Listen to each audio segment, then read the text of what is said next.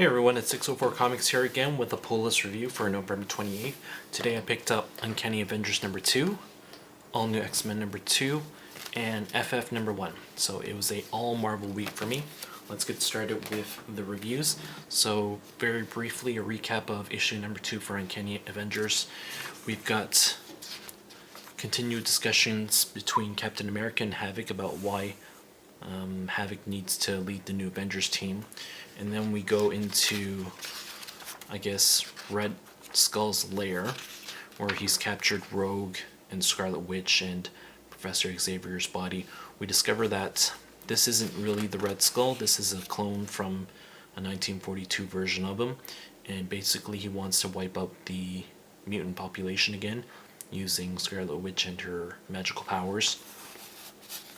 Apparently Xavier's brain is fully merged with Red Skull, so he's been able to use his mind control powers to control Scarlet Witch to do his bidding. We get some more battles between Rogue and Scarlet Witch, and then they find out during their battle that they've taken, or Red Skull's taken Professor Xavier's body, taken his brain, and this makes Scarlet Witch realize what Red Skull has done. And here we've got the end page where Red Skull's using all his Professor Xavier powers to, I guess, kill them now that they know their plan.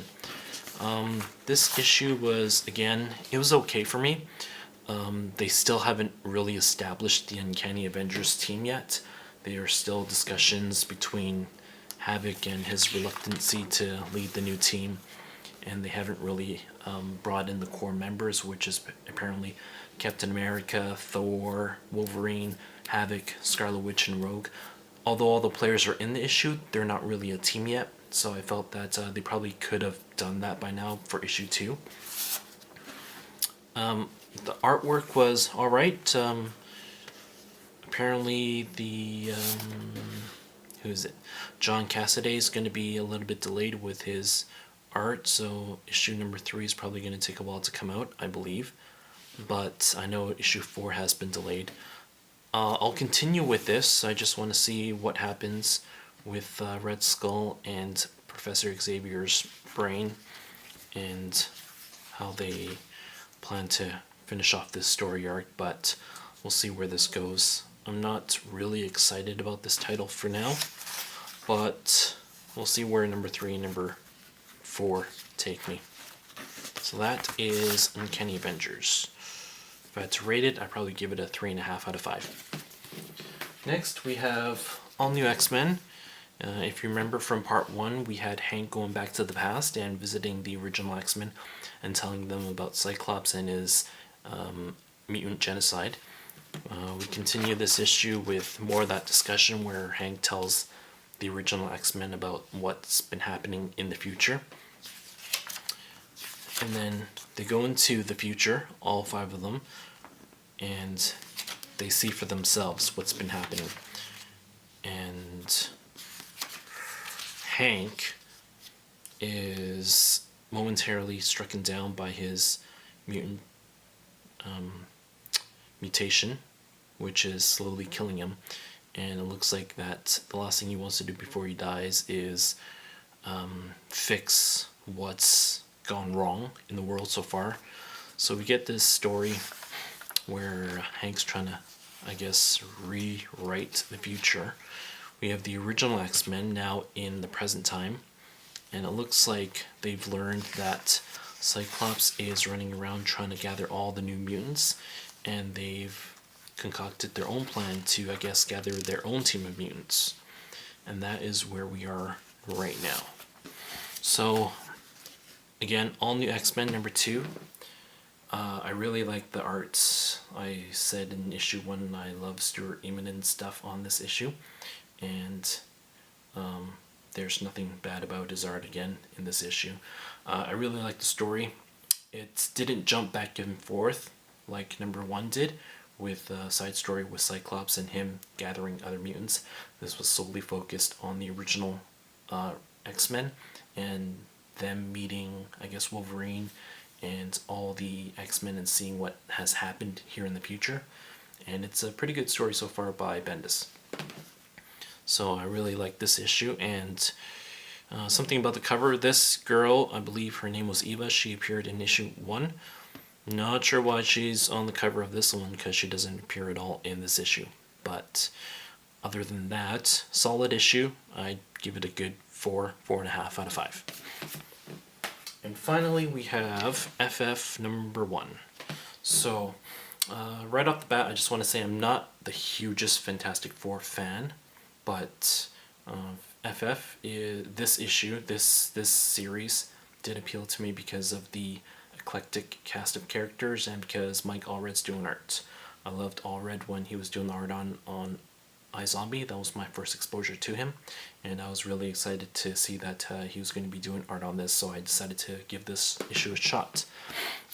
Basically, this issue is really an introduction. We've got a bunch of these interview type scenes with the kids of FF, and we have basically what amounts to a recruitment by the Fantastic Four. Each of them go out and get a member to replace them for the 4 minutes while the Fantastic Four are on their vacation, which will be a year's time if you're a Fantastic Four member, but only 4 minutes if you're in the present time in I guess when they're still there, not vacation. It's a little hard to explain, but you'll understand it if you're reading this issue. Anyways, not a lot happens in this issue. Like I said, a lot of recruitment type of deals and a lot of these interview type of scenes. So there wasn't much action going on here. Served as a introduction issue. Like I said, I was really stoked about Allred's art, and for the most part, I did like everything in this issue and how he's drawn everything.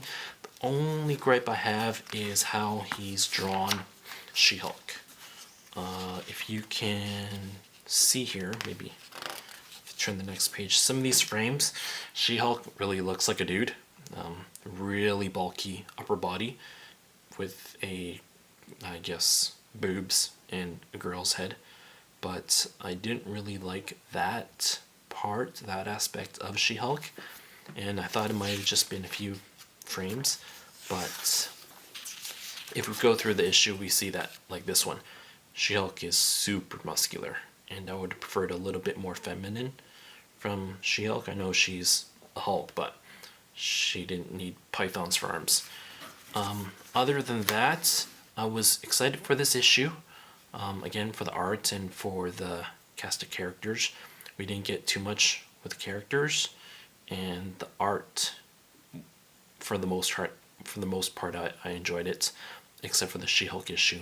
I was a little bit let down because nothing really happens in this issue, so we'll see where number 2 goes. Rating out of 5, I'd give it a 3.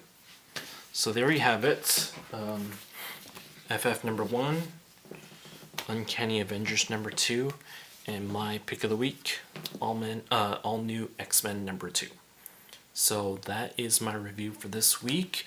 Let me know in the comments what you thought of these issues, if you picked any of them up, and remember to spread the word, subscribe to my channel, and make sure you visit my new website.